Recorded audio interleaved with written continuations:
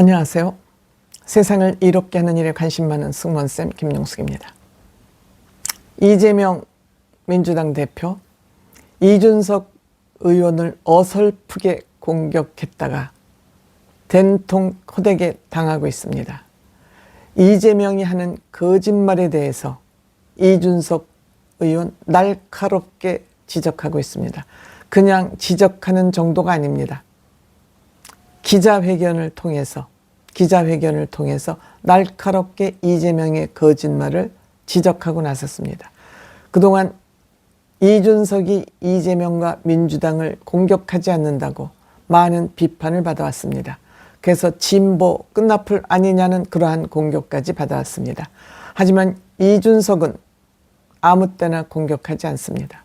아무 때나 공격을 하면 그 공격의 칼이 무뎌지기 때문에 그 능력을, 효력을 발휘할 수 없습니다.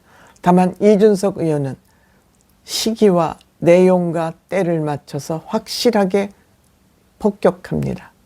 이번에 이재명이 어설프게 엔디비아 얘기를 꺼냈다. 이준석, 이 분야의 전문가입니다.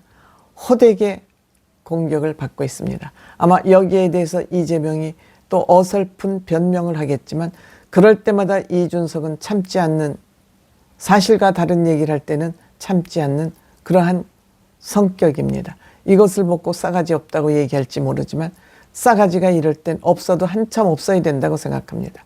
거짓말을 종게 좋지 나의 정치적 입지를 위해서 그냥 넘어가자 있을 수 없습니다. 이준석은 100번이고 1000번이고 이런 의미에서 싸가지가 없어져야 된다. 저는 이렇게 생각합니다. 남발하는 사람일수록 똑똑한 우리 국민들에게 재원 마련은 어떻게 할 것이냐라는 질문을 받으면 기상천외한 답변을 내놓기 마련입니다.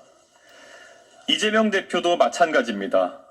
그는 자신의 기본 시리즈 공약들이 결국 국가 재정을 거덜낼 것임을 너무 잘 알기 때문에 나름의 대책이라고 내놓은 것이 엔비디아 같은 빅테크 기업의 지분을 30%씩 가져가야 한다는 주장입니다. 그러면서 세금은 내지 않아도 된다라는 사탕발림을 곁들였습니다. 이는 명백한 모순입니다.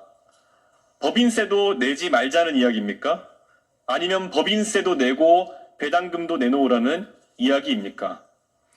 이 정도면 단순히 괴상한 경제학이 아니라 위험한 경제학입니다.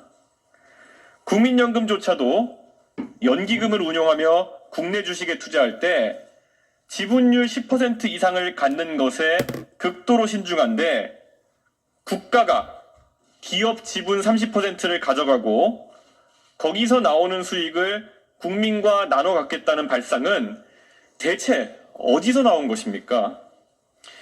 이재명 대표가 예시로 든 엔비디아의 연간 배당률은 고작 0.033%입니다. 배당 친화적인 기업도 아닌 성장 중심 기업을 국세를 대체할 재원으로 삼겠다는 발상 자체가 넌센스입니다.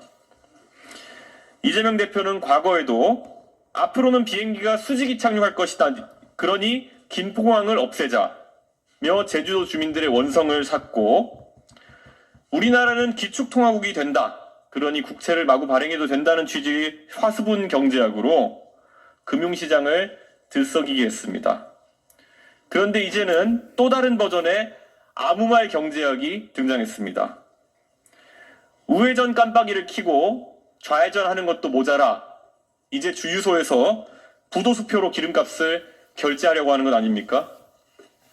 대한민국 기업은 대장동과 백현동이 아닙니다. 그리고 대한민국 정부도 화천대유나 선화동인이 아닙니다. 대통령은 대왕고래에 꽂혀 산유국 이야기를 하다 느닷없이 계엄령을 선포하더니 제1야당 대표는 얼치기 인공지능 대박론에 심취해 첨단 산업 국유화를 꿈꾸고 있습니다. 한쪽은 반지성, 다른 한쪽은 무지성입니다. 우리 헌법이 규정한 경제 질서는 사유재산제를 바탕으로 자유경쟁을 존중하는 자유시장 경제 질서입니다. 지금 우리나라 정치권은 1년 내내 법조인들이 서로 감옥에 보내고 방탄을 하느라 바쁠 뿐 정작 중요한 경제와 과학기술에 대한 정책은 아무 말 대잔치로 일관하고 있습니다.